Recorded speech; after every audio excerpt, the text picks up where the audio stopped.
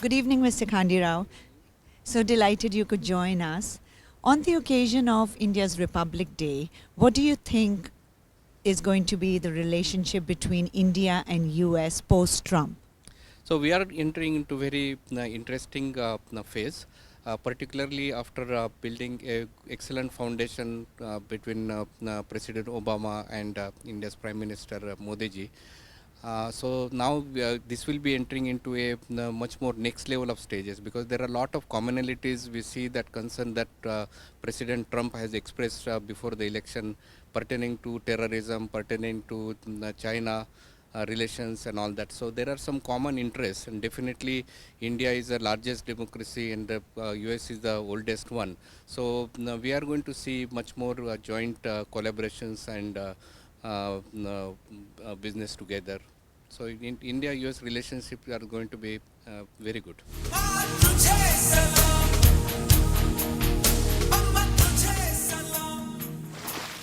I personally feel that Trump is a businessman, and he's right in saying that career politicians have laid claim to Washington, D.C.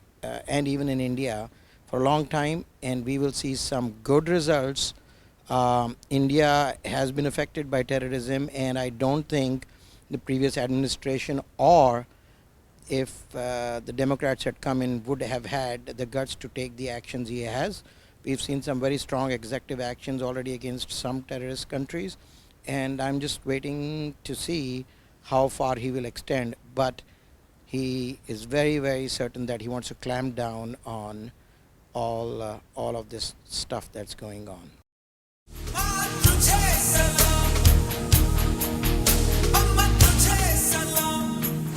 I believe that Indo-American relationships are going to be what they've always been. The very notion of the strategic relationship that America and India enjoy now is because of India's strength as a geopolitical player. America needs allies. It needs a democracy. I believe that this forging of relationships is a natural transformation. Modi and Obama's relationship was legendary. I believe Prime Minister Modi and the relationship with President Trump will be legendary. It's a strategic relationship based upon a relationship of necessity. As a part of that, I think the two largest democracies in the world have a great future to look forward to.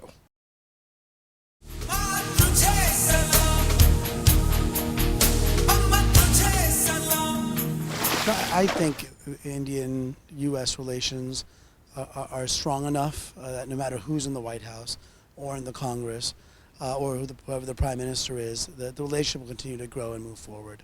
I think that the relationship is based upon people, and it's based upon businesses and the economy and things that stand the test of time. No doubt there are going to be periods of trauma and there are going to be bumps in the road, but I believe that ultimately the friendship will withstand.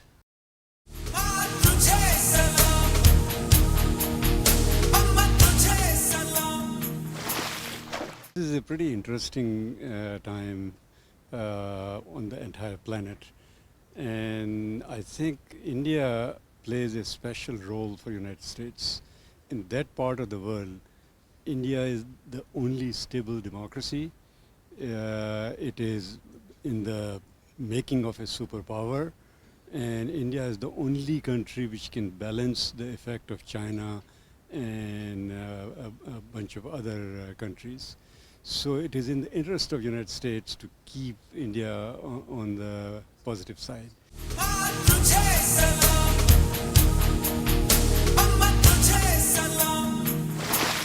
It's quite exciting, I think. I just saw a lot of posts about Modi tweeting about congratulating Trump and inviting him to India.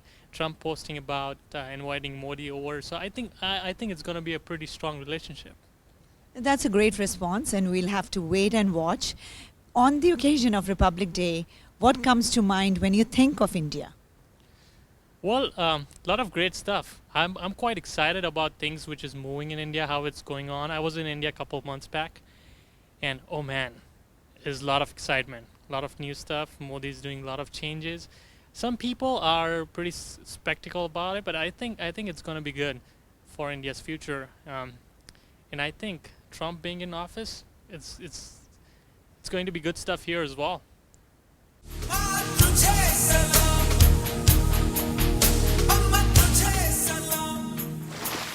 going to be something that we all will find out together, because in a way it seems like maybe it'll be fine, in other ways it seems like maybe it won't. So I think, as we have all learned, President Trump has always given us a surprise. So we'll have to wait and see what the surprise is going to be with the relationship with the India-America.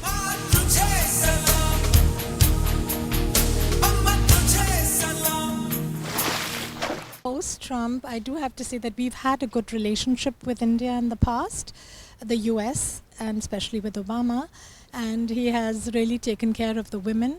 I think in this instance right now we do find that a lot of the women are not very happy with some of the decisions that have been taken, and I feel that we should be respected for those, that are, keen to us, and that we are important to us.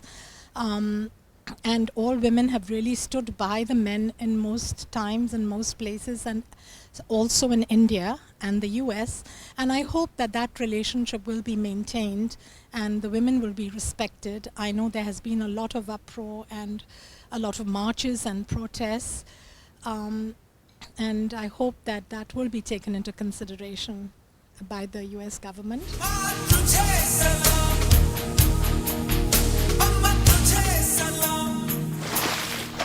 Well, I'm a little bit worried because I'm a citizen of the United States. I'm brown-skinned. My children are brown-skinned. My grandchildren will be brown-skinned. And I think I've been horrified at the rhetoric that I've seen during this election season, because I felt that surely this country that I live in, surely people are not going to fall for this rhetoric of hate. And I was devastated when the results came out, because it wasn't so much about the one individual, but that feeling that this country as a majority was able to vote for somebody who divided us on the basis of how we looked. And he succeeded in that.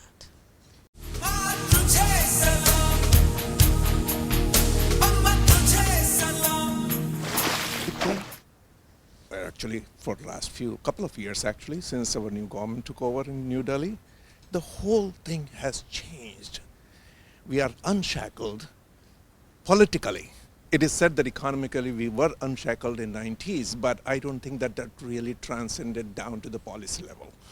It happened a little bit at the top level. But what has happened now is that we are counted all over the world as a very important nation, biggest democracy, and then now we are tangoing with the other democracy, the strongest democracy. So we are in tango, and that is a very, very big achievement.